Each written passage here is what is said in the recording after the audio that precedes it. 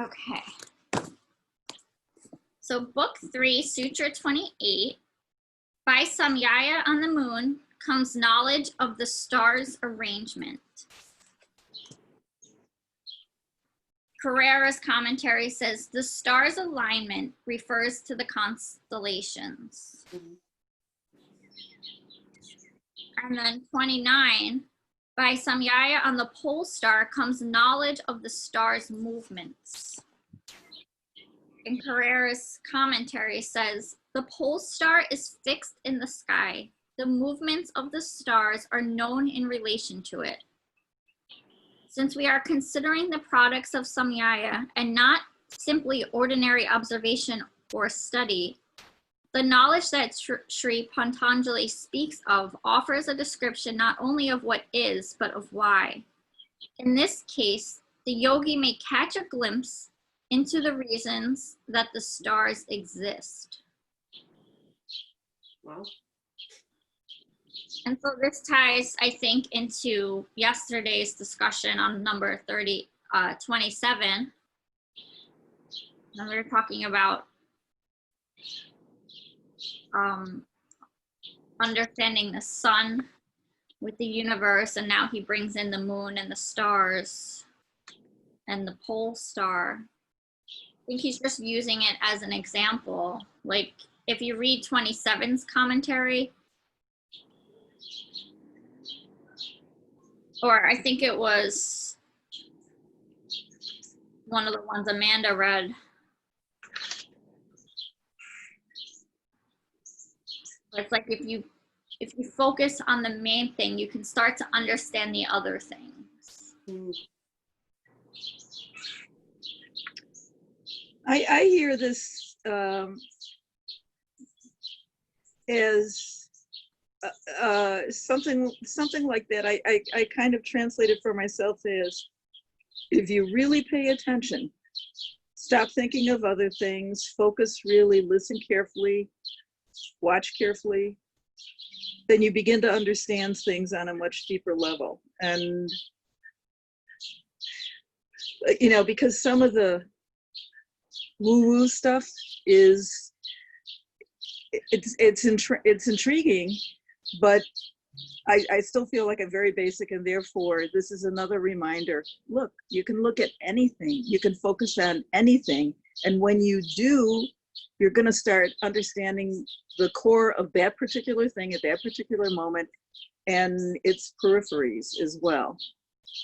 And so I see this as a very useful reminder, and also very poetic. There's nothing like focusing on the pole star, you know, it's poetry. Yeah. As opposed to my garbage truck, which you can probably hear right now.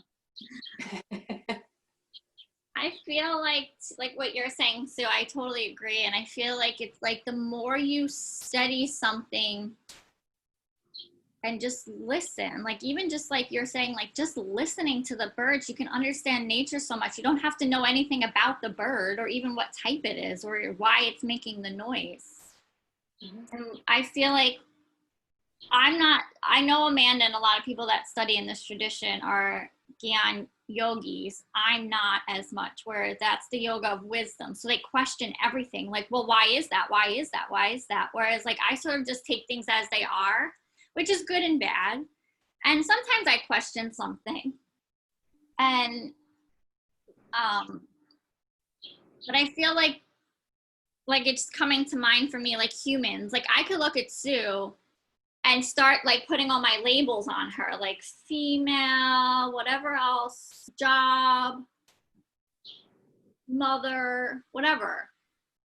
But you can peel all of that away and at the end just say human, you know, like, and that's to me where this is coming from. Like I could look at the sun and like study why that sun is there and how it made the whole universe. But really I can just look at it and just understand that it is just period. Like that's what, it's not like, and this is me. I know a lot of people don't feel this way because they want to know why. Like they have to know. Like, I guess what I'm saying is like, I know there are reasons behind the why, but I don't always need to know the why. I can just be like, this is it. And just like focusing on the sun, knowing that the stars are there, and focusing on the pole star.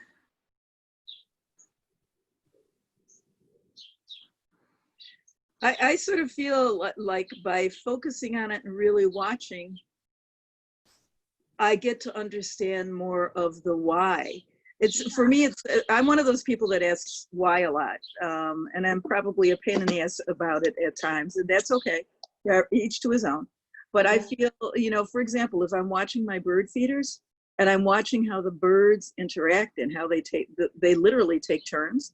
The bully birds, the birds that have to be in flocks, et cetera, et cetera. It is a real lesson in one small environment of bird behavior. And I feel like I'm getting a lot of whys filled in there. Yeah. Of course, I'm probably applying all sorts of human type things. Well, she's jealous of that bird, but right.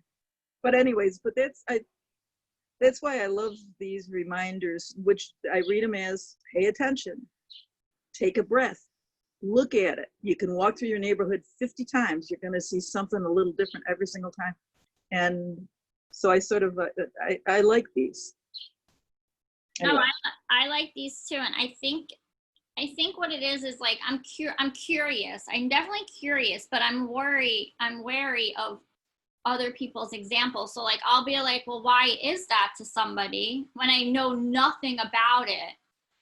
And then I hear their answer, and sometimes I'll just walk away with that answer because I don't have that drive to go study it.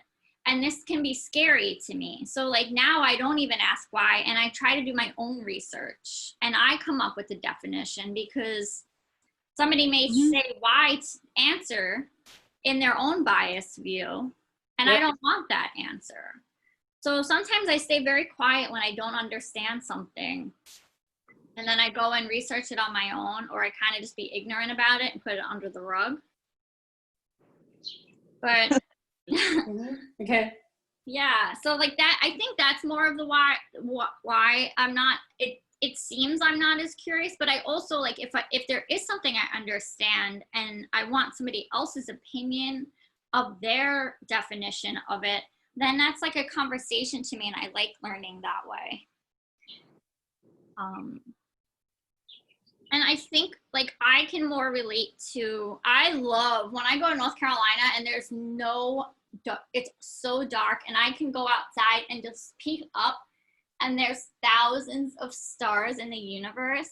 Yeah. Like, it can be really scary because we don't really know what's out there, but I think it's beautiful. Like, I just look up and there's like a knowing in you, right? Like, you just look up and it's beautiful, and you know there's stars. And I don't study the constellations, so I don't know where they are, but I can find the Big Dipper and Little Dipper out of any stars. Right. Like you can just make them up in your head. But I do love, and I'm no expert, but I do love following the moon. Like I love walking Kramer at night and peeking up at that moon and just staring at it for hours. Like it's beautiful to me. And to me, I think that's what this samyaya is. It's like you're looking at the moon, but you're taking all the words away from it and all the external things, and just knowing it for what it is. It's the moon. And it does stuff, like it pulls the water, like it affects our bodies. Like, these things are taught to us, but like them because we're lucky we live so close to the ocean. We could witness it. Yeah, we all witnessed it during Sandy. Like, we saw that extra effect that the moon had, and we see it when there's tides and the full moon. Like, you can witness it. You don't have to read a textbook on it. You can just go and stare at it and understand it. Right, and we feel the effects of a full moon.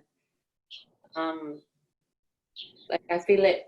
I'm always going back to my classroom, but I can tell. I mean, there's a couple of teachers will say to each other, "Is it full moon this week, or is it full moon tonight or tomorrow?" Because we just feel it in the classroom. You feel the difference in the children.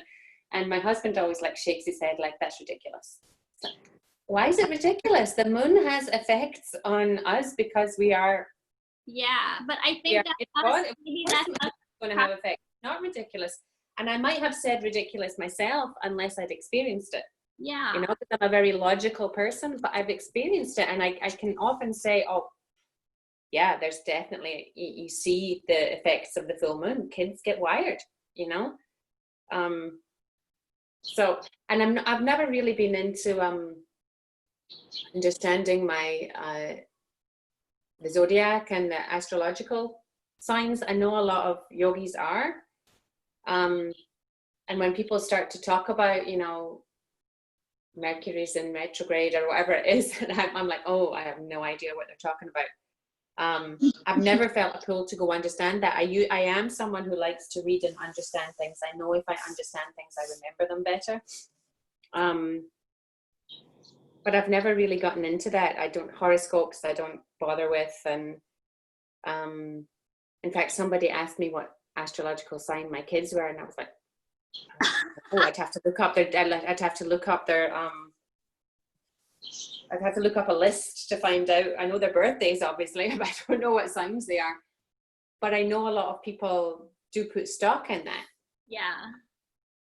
And I think maybe this also, you know, the yogis studied the stars and the constellations and maybe understood more and put more stock in what was happening. I just have never really.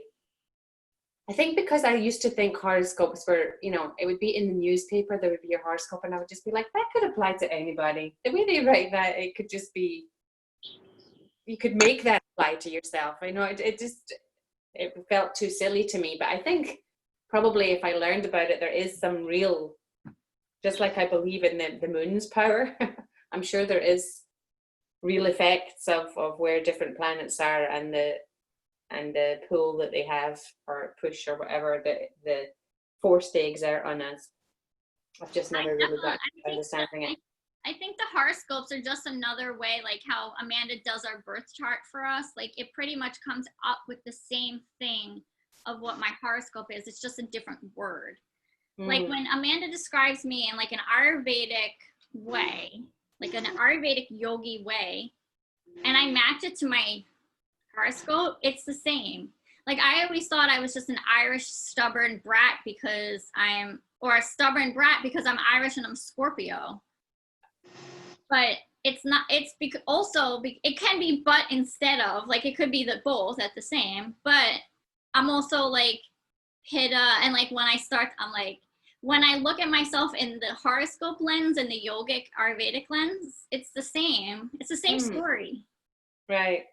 But as far as reading the horoscope, I remember reading that and be like, oh my God, how do they know this? But then I would start reading all the other ones and I'm like, oh. But I will say to you, I have this chakra cards, like the tarot cards. That Allison used to use at Women's Circle. And so the other day I was meditating with this and I was getting fidgety. So I didn't want to stop my meditation and I saw them there and I said, you know what, let me take one out and pull a card. And maybe I can meditate the last 5 minutes on the card. And so I pull a card, like you just pull a card and then you read the answer from the book and it tells you about the card. And I'm reading it, I'm like, oh my God, this is exactly what we just talked about. But like, how is that any different than the horoscope? I probably could have pulled any card and found it correlated to. Yeah. So like, we just are searching for connection as humans, I think. And we just want, and I think that's fair. So I think if people are having fun with horoscopes, then there's no harm. Yeah, absolutely. Give people something. But I know practicing samyaya is a very serious practice, but I think that because we can, Sarah, like your husband thinks it's ridiculous, which is fair. He's just not there yet. I think we're just a step closer to understanding. And I just thought of this. Number 37 was hard for me because like we can never stare at the sun. So it's a hard concept to stare at the sun and really understand it. But now that I'm thinking about more of like a moon, and I've never really just stared at one star. I've always stared at the moon. and I just look at all the stars. Mm. So like thinking about those types of different things in my own life, like what are objects that I can't really directly look at in my life, like the sun, and what are objects that I love staring at, like my dog, which would be the moon. And then what are objects that are just like vast in my house or life that are just there and I've accepted them as part of my life. And they're just like little specks in my life and I love them, just like I love looking at the stars. And like, to me, that can translate over a little bit more, I guess. You know, I was,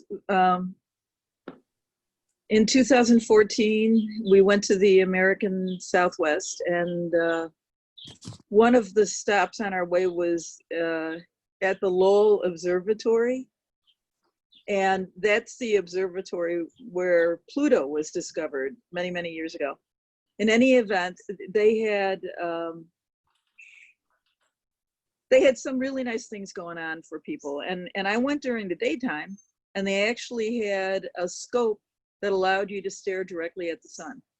Oh, That wow. had beautiful filter, and you didn't have to hold it in your hand. It was this huge scope, and you could stare directly at the sun. And when you went on, you were asked to note where the solar flares were and where the sunspots were, because they were collecting data. So they were using the public to help collect data.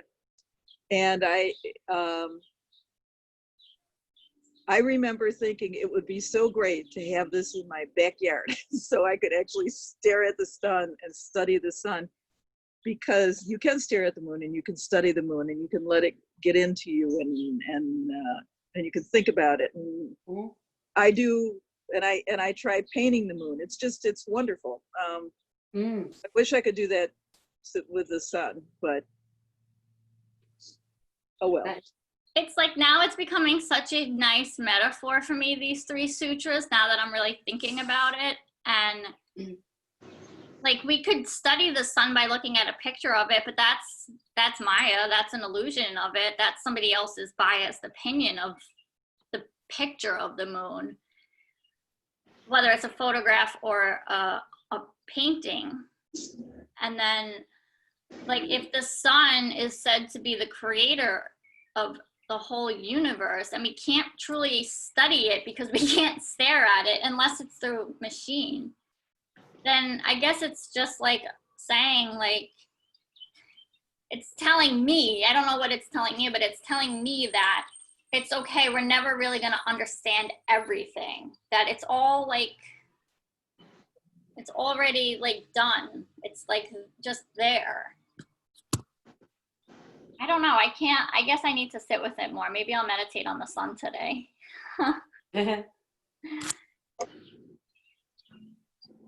But I know it's hard for people, because some people are like, no, I need the answers. I think that's what it is. It's like, that's what it is. It's like, I already have my answers. Like in yogi, we're always like searching for answers, right? And we learn at the beginning of this book is we already have all the answers. And it tells us if you already have all the answers, you don't need to keep reading. But we all keep reading because we need to know the answers. But like here, he's reminding us, like, we're good. Like, you're perfect as you are. Like, you're never going to have all the answers because we can't study the sun, because we can't meditate on it. That's just me. I mean, this is just what I'm thinking. Yeah. I guess it's like I guess if I'm going to turn it to like an example, like there might be a person in your life who is the sun, and you could meditate on them forever, and you're never going to really truly understand them, because maybe they don't even understand themselves.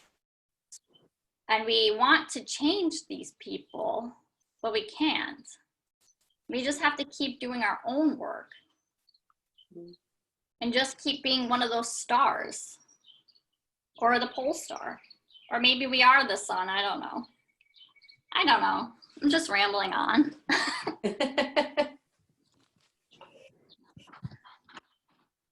I like Kramer. This also brings to mind, remember the sutra that basically we're I don't remember exactly the sutra, but I do remember people's commentary on it, and the commentary was, when is enough enough? And aren't you tired of wanting things? And sometimes seeking different levels of understanding and answering the different whys. It's the same, it's a thing, you know, and it's wanting more and more and more. And sometimes, don't you just get tired of it? And don't you just think, okay, sit in your chair and look up at the moon, and that's enough. I mean, you know, sometimes I think back on that sutra often, actually. Like a little kid that's like, but why, but why, but why, but why? I just go look, go study it. Even yesterday, Stu, it's like what we talked about. Like, you can read all the textbooks and library books on Italy, but are you truly ever going to know Italy until you go there and put your feet on the soil and look up at, I know it's the same moon, but look up at their moon, because their moon is different than our moon, even though it's the same moon. Yeah. Yeah, so like, that's a good analogy, and now you're making me miss Italy again. Oh, well. Yes. Like it's like we were talking about being egocentric yesterday. Like, we can understand the effect the moon has on the ocean, because I'm sure we have all been to the beach before. But there are people that live maybe even 2 hours away from the beach, or inland, like Midwest people that have never seen that sort of pull. And so maybe they can't understand it because they've never really sat and looked. And that's fair. But they have other examples that we can't grasp. Yes.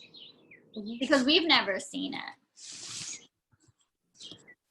And it's almost beyond seeing it. It's living with it. Yeah, it's like experiencing it.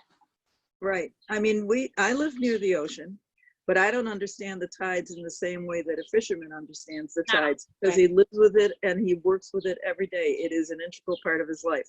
Whereas for me, when did the tides really become important? 2012, Hurricane Sandy, you know? Yes. But would you say, I would say, but would you, or can we think about it in a way like, I would say a fisherman is meditating or concentrating on the tides and the waves, because it's part of his job and he's being present, and this is why he comes to understand. And I think that's part of this idea where it's like, we can start to really understand things when we start to really just concentrate on them. Like, there are things I'm very good at doing because I concentrate on them so much and I meditate on them. Yeah, yeah. But like, a fisherman can really understand the tides. He didn't learn those tides necessarily from a textbook, right? Like, he learned them from experience, from doing, concentrating and meditating, and this whole idea. And I think even in college, it's like, college education is amazing and it's fair. Like,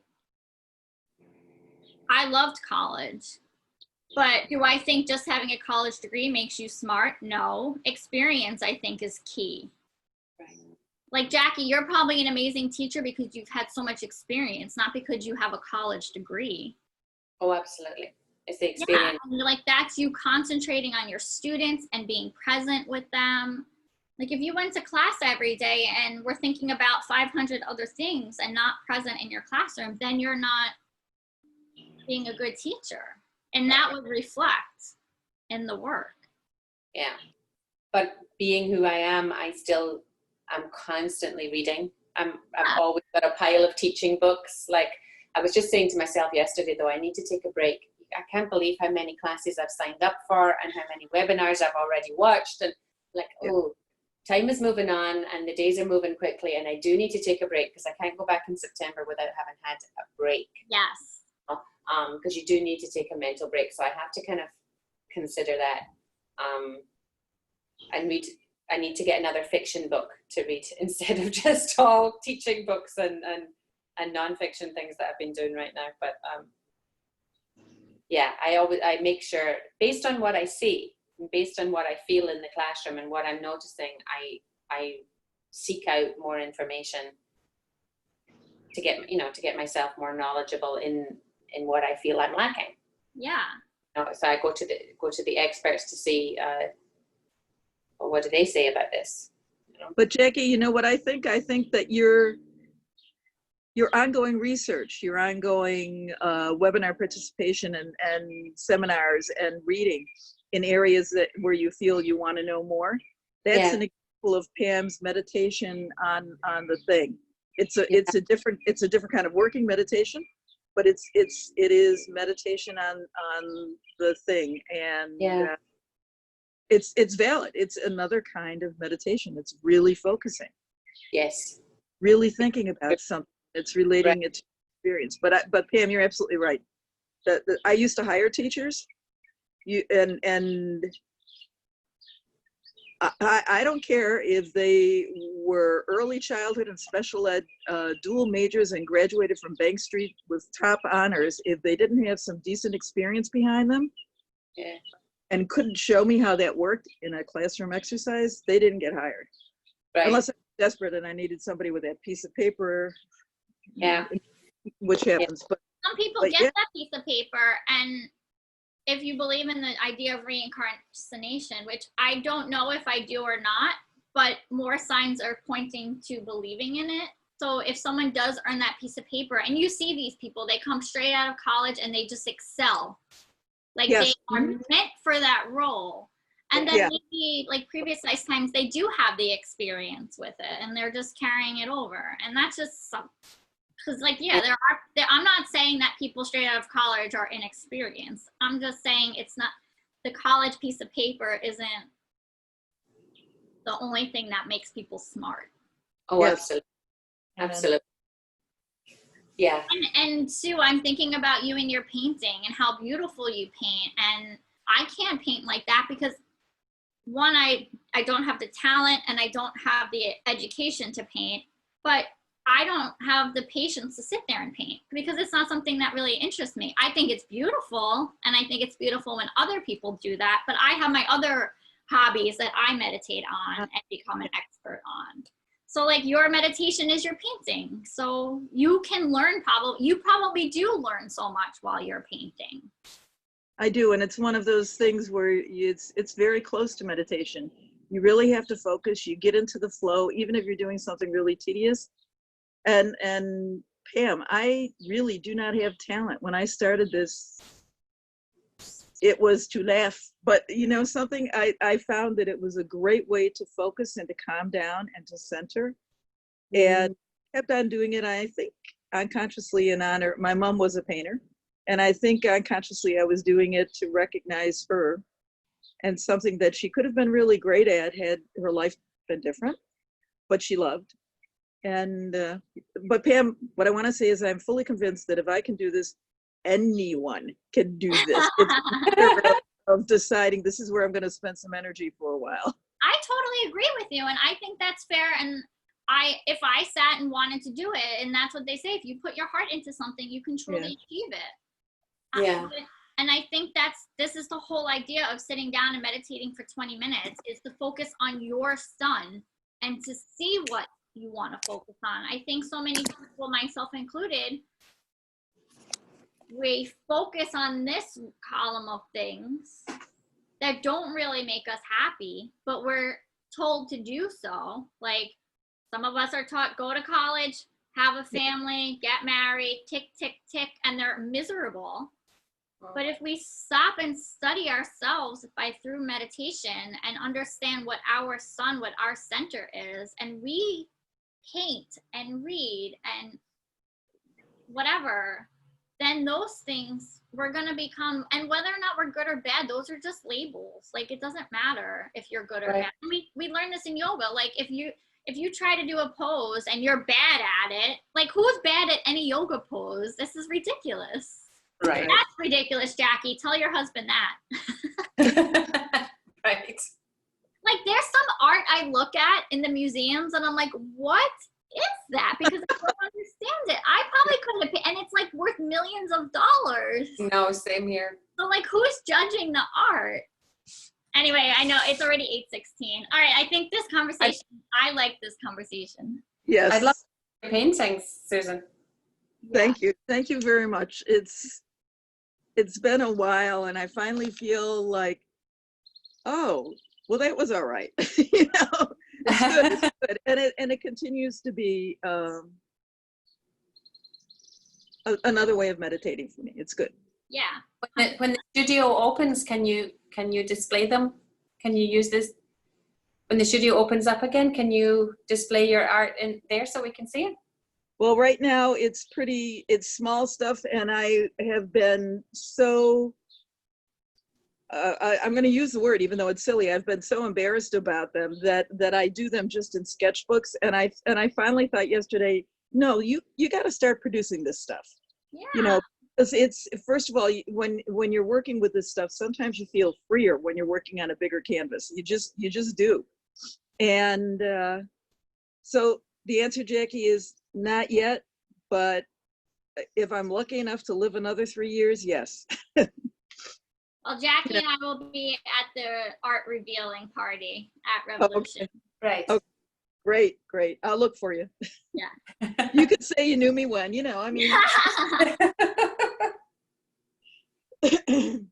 All right, so setting up in a comfortable seat, we'll do a few rounds of alternate nostril breathing. Just breathing through both nostrils, taking long breaths, beginning to just notice the breath. Notice how you're breathing, where you're breathing. And see if you can begin to breathe longer inside, expanding low belly. And then exhaling completely, pulling belly button to spine, letting all the air out. You might begin to notice pauses at the top or bottom. Not so much holding, just natural. Begin to relax the face and the body if you can. And then if you feel ready, beginning alternate nostril breathing, closing right nostril with right thumb, left nostril with right ring finger. We'll start inhaling through left, so close your right. Close left, exhale right. Inhale right. Close right, exhale left.